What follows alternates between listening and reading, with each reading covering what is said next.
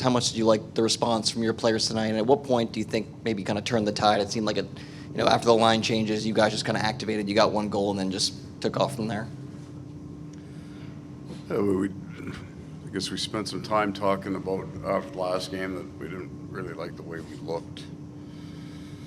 In terms of style of play, I thought probably the last 7 minutes of the first period on, through the second period anyway, we just looked the way we're supposed to look. We got to a competitive enough level. We looked all right. The first period seemed like Boston clogged up the middle, had sticks everywhere. Looked like they actually had 2 extra people out there. What changed? They did. Yeah, they did, yeah. They didn't know they caught it once. How did that change, though, in the second? How were you guys able to get through their defense? Yeah, I don't...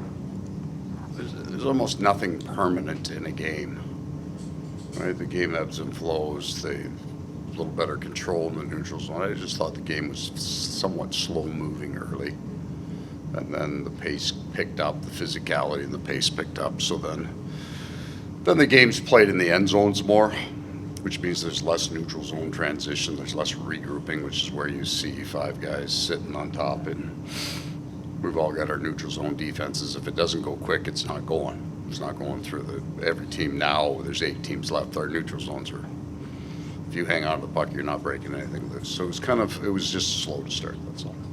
What led to the line changes? And in terms of Barkov, I mean, just he took over the game. I mean, scores his second goal, gets you the offensive zone draw before Forsling's goal, then was a part of all 3 goals in the third. The lines were where we were in the Tampa series until the last game. So we ran the last game like that. It was just Stamkos went up with Point and Kucherov, and that changed things for us. So we rejigged the lines. And I think I stayed with it. I think we'd put up 6 in that game 5, and then with 7 minutes left to go with the second period last game, we're up 1-0, and that line scored. I didn't love the way we looked, but sometimes do no harm is the number one mandate of a coach. We didn't really like the third and didn't really love the start of the first, and the plus-minus stat, while I never used, tells you that there's something going on here, and then went back to where we were just prior to the change in the Tampa series. So it was 4 periods. It was enough. It was really, well, I guess let's do it this way. It was 7 periods.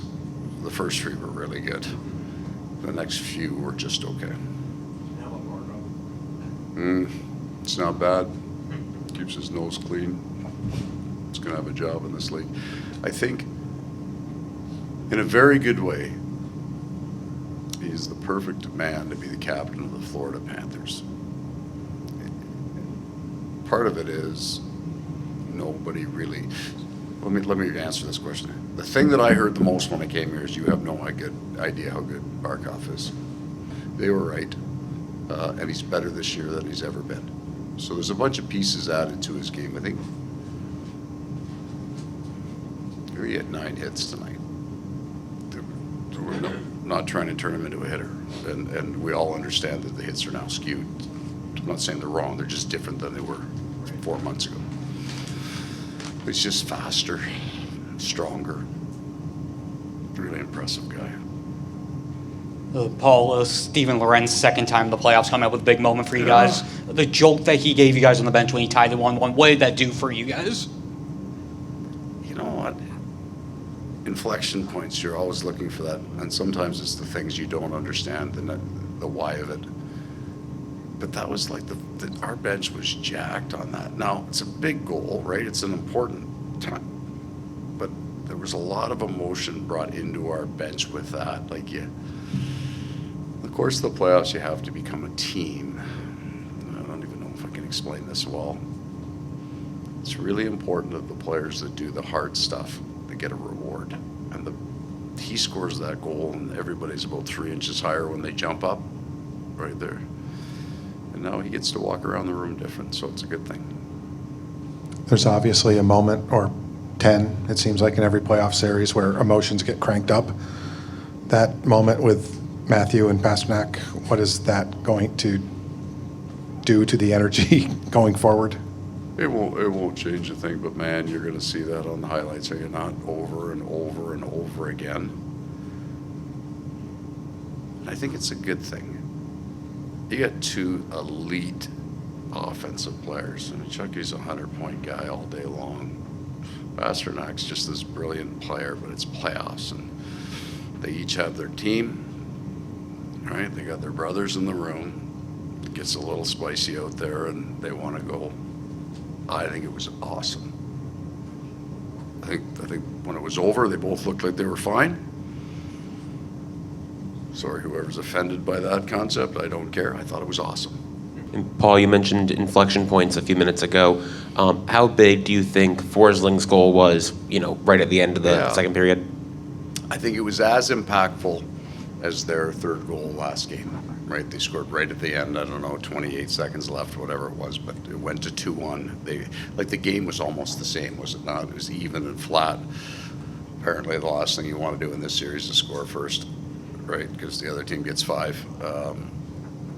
It's big because both teams are well-built, hard defensive teams when they need to be, and they both teams have great goaltending. So you get to the 3s and the 4s, it's going to be a tough comeback.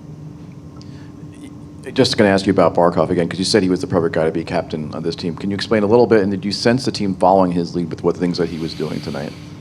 What I would sense is that we have an unusual, that might not be the right word, we have an interesting spectrum of personalities in our room. And we need a guy exactly like that. Can't all be like that. We don't want everybody to be like that.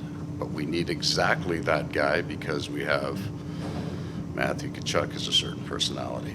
And then there'll be a whole host, and this is true of all the other rooms in the NHL too, right? But Barkov allows Steve Lorenz to be an important part of our team. He treats the 13th forward here the same way he views them the same. Like they're teammates, and he treats everyone like that. And that's the trainers, the flight crew, whoever's part of our group. So he has this big kind of wake that he leaves of really the right thing of pro sports. The thing that if your kid's buying a sweater, you throw Barkov on the back, you're good, right? You get to keep that for a long time. And that, I think especially for you people, because you deal what you deal with the whole spectrum of jerks like me, nice guys, people who take their time, people who have no time for this. He's a good man for all of us to work with. Last 2 questions up front. Look at Juliana dropping the hammer, bringing in the hammer. Paul, you mentioned the Tkachuk and Pastrnak fight was awesome. What did you think of the other the two? Scrums? Yeah, exactly. I saw in the second one you did call the refs over. So what do you think of everything? Oh, boys being boys. No, all I wanted with the refs coming over, they were handing out 10s like they were candy at that point, and you wouldn't have noticed, but Barkov at that point, he had played a shift defense, which he loves to do. I'm not really excited about it. Just if you're going to start throwing everybody, can you throw a few forwards out?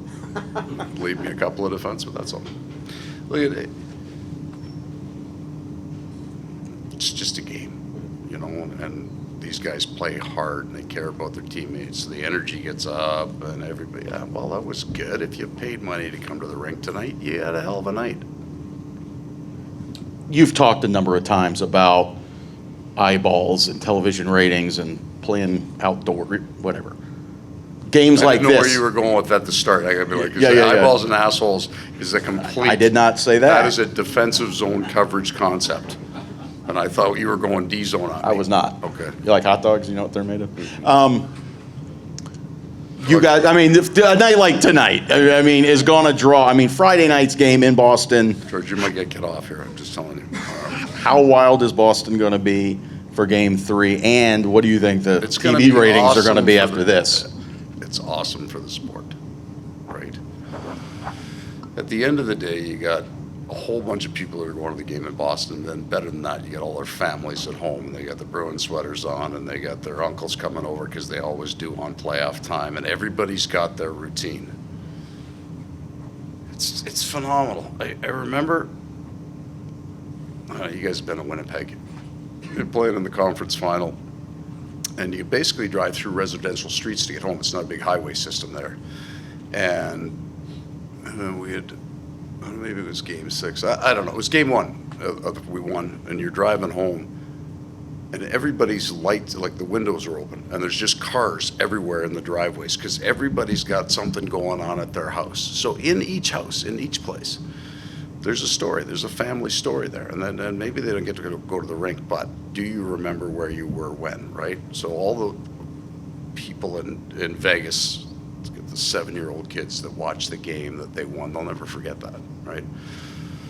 It'd be no different for me growing up in the Sioux Greyhounds and we're listening to it on the radio. Like it's like that's what's great about the playoffs, because a whole lot of people in South Florida who maybe never thought of hockey as their thing are having a big night tonight because the Panthers won. So we're going to get up there. It's going to be crazy. The building's going to be rocking. They're going to drop the puck. It's going to be physical. It's going to be fast. It's the greatest sport on earth. And why wouldn't you come to the game?